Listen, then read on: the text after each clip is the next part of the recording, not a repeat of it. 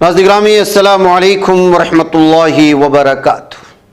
سیدھی بات کے پرائم شارٹس میں آپ لوگوں کا استقبال ہے۔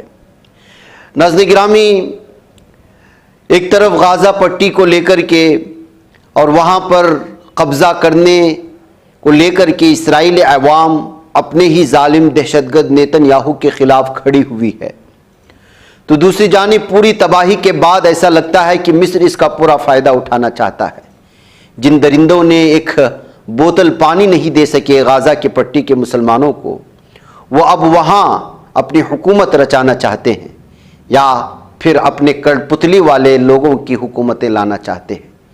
فلسطینی وزیر اعظم محمد مصطفیٰ نے پیر کو اعلان کیا کہ غازہ کی پٹی کے انتظام کے لیے جلد ہی ایک عبوری کمیٹی تشکیل دی جائے گی۔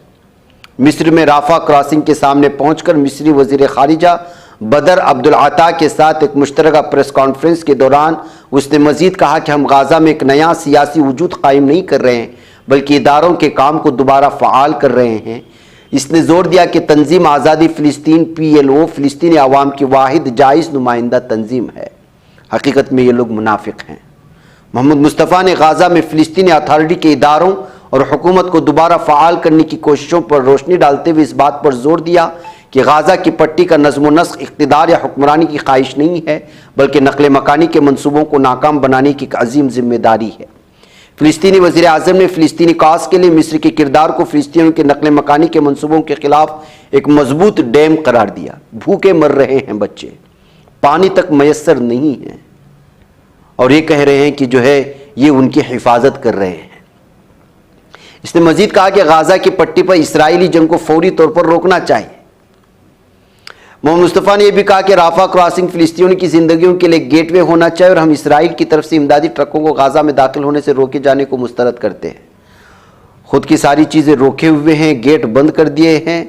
اس نے امداد کی ترسیل کے مسئلے کو حل کرنے کے لیے بین الاقوامی کوششوں کو تیز کرنے پر زور دیا۔ خود کچھ کریں گے نہیں، عالمی دباؤ بنانے کی درخواست کر رہے ہیں۔ یہ کس قدر بڑے منافق ہیں ناظرین گرامی، آپ اندازہ لگائیں۔ اور یہ بھی کہا اس نے کہ ہمیں غازہ میں امداد کی اجازت دینے کے لیے زیادہ مؤثر بین الاقوامی کارروائی اور اسرائیل پر دباؤ بڑھانے کی ضرورت ہے۔ یعنی کہا کہ ہمیں امداد ان کو دینے کی بات نہ کریں، دباؤ بڑھائیں۔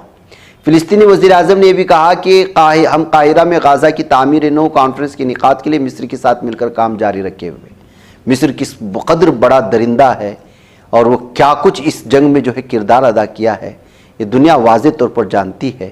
میں تو کہتا ہوں کہ غازہ کے پٹی کے مسلمان اور معصوم لوگوں کا قاتل اصل میں اسرائیل نہیں، اصل میں یہ درندے ہیں جو ڈرپوک ہیں، بزدل ہیں، اپنی زمین بچانے کے لیے پورے غازہ پٹی کا محاصرہ ہونے کے باوجود ان کے لیے نہیں کھڑے ہیں۔